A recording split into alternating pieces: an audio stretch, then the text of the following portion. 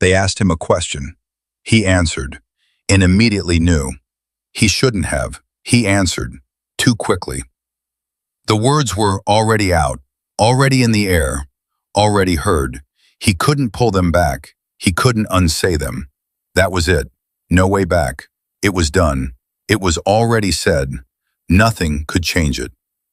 They had asked about his unit, a simple question, the kind that sounds like nothing, the kind that might be nothing, or might be everything. He didn't know which. He answered anyway, too quickly, without thinking through what came after. And then he thought about what came after, and the thought didn't stop. That was the moment. Or maybe not. He couldn't know. It was already said. Nothing could change it. He sat with that, in a camp that offered no distraction from it, no way to occupy the mind elsewhere, no way to stop returning to the moment the words left him. He had answered. He could not take it back.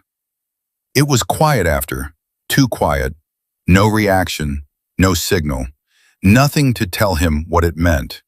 That made it worse. April 1942, the Philippines. The Bataan Peninsula had fallen. Approximately 75,000 American and Filipino soldiers had surrendered. What followed was the Bataan Death March.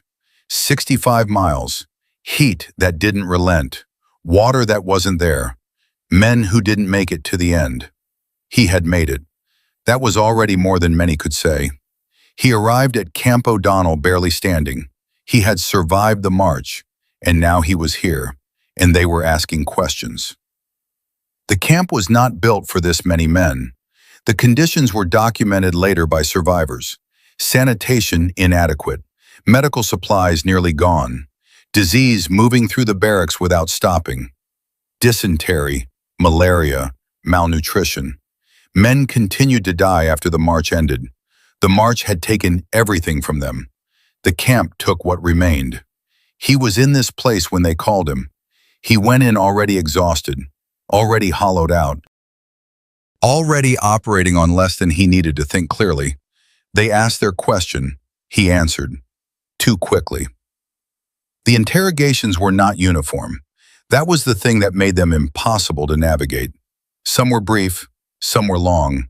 Some involved pressure, some did not. Some prisoners answered and nothing happened. Some prisoners answered and something happened. Some prisoners said nothing and were left alone. Some prisoners said nothing and were not. There was no pattern, no rule, nothing to rely on. He had known this going in. He had known the outcomes didn't map cleanly onto the choices. He had answered anyway, too quickly, without finding the calculation that didn't exist. It was already said. Nothing could change it. He had tried to find the logic before they called him. He had listened to what the other men said, who had been called, what had been asked, what happened when they came back. The information never formed a pattern. Some men came back the same as they left. Some came back different. Some came back and didn't say what had happened. Some men didn't come back at all for a while, and when they didn't talk about it. He had taken all of this in. He had tried to build a strategy from it. He had not been able to, because the strategy didn't exist. The information was always incomplete. It was always incomplete. And then they called him, and he went, and they asked, and he answered, too quickly, before the incomplete information could stop him. It was a question about his unit, not a difficult question on its face, not the kind of question that sounds dangerous when it arrives. It sounded almost administrative, the kind of thing that might not matter, the kind of thing that might matter completely. He didn't know which. He answered. He said what he knew. And the moment the words were out, the other possibility arrived. The possibility that the answer mattered. The possibility that the answer could be used. The possibility that something he had just said would travel somewhere he couldn't follow and do something he couldn't predict. He couldn't take it back. It was already out there, already moving away from him. He had no control over where it went. That was the weight of it, not knowing. He had spoken. The words had left him, and now they belonged to something outside him, something he couldn't track, something he couldn't correct. He had given information. He didn't know what information was. He didn't know if it was dangerous. He didn't know if it connected to something larger. He didn't know if someone would look at it and act on it. He didn't know if it would simply be recorded and ignored. He didn't know anything. He had answered. And now the not knowing was all there was.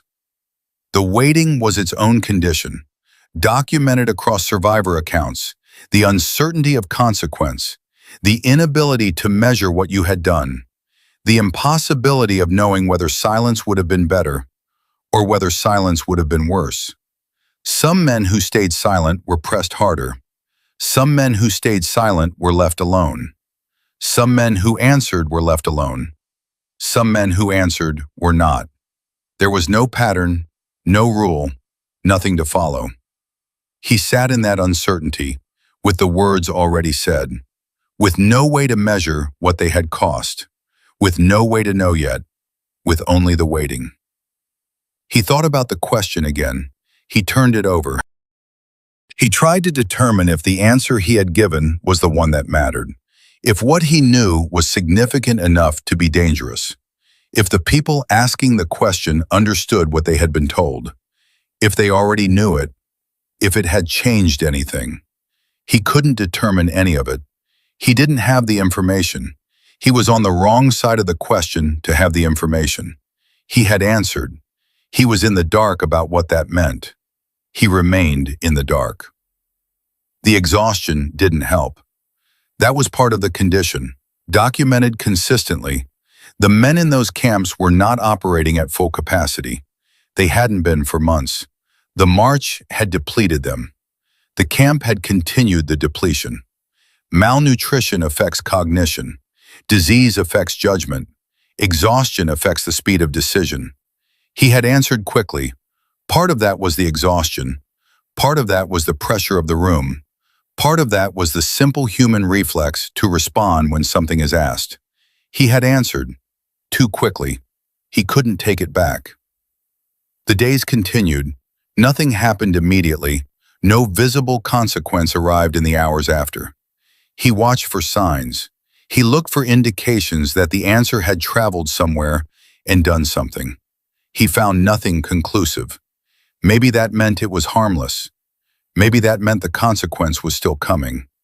Maybe that meant they already had the information and his answer had confirmed nothing new. Maybe it meant something else entirely. He couldn't know. The uncertainty didn't resolve. It settled into the background of every day. Quiet but present. The words he had said, the words he couldn't unsay, the possibility that followed them. Some men in those camps made a decision to say nothing, to hold silence as the only position they could control. Some of them were left alone. Some of them were not. Some men answered everything asked. Some of them came through without visible consequence. Some of them did not. This happened again and again. No pattern, no rule. He had answered. He didn't know if silence would have been different. He couldn't know that. Nobody could. This is not a story about a man who made the wrong decision. It is not a story about a man who made the right one. It is a story about a man who made a decision under conditions that made all decisions uncertain, who answered a question without knowing what the answer would become, who spoke in a moment when speaking felt like the available option, and who then lived with the not knowing, which was the only thing left to live with. He had answered. He could not take it back. The words were already out there, doing whatever they were going to do, without him, beyond him, out of his control the moment they left him. You would be in that room, exhausted, depleted, sitting across from a question, knowing that other men had been asked the same question, knowing that the outcomes hadn't followed a pattern, knowing that you couldn't calculate the safe answer, because there wasn't one. You would feel the pressure of the silence before you spoke. You would feel the question sitting in the air. You would try to find the calculation. You wouldn't find it, and then you would have to decide. Answer or don't. Speak or hold. With no way to know which one was better. With no pattern to follow. with only the moment and what you had left to think with, which wasn't much. After everything the march had taken, after everything the camp was taking, you would make a choice. In seconds, in exhaustion, in uncertainty, you would answer, maybe too quickly, and then you would realize you can't take it back. You would sit with it, not knowing what you've done, not knowing what it will cost.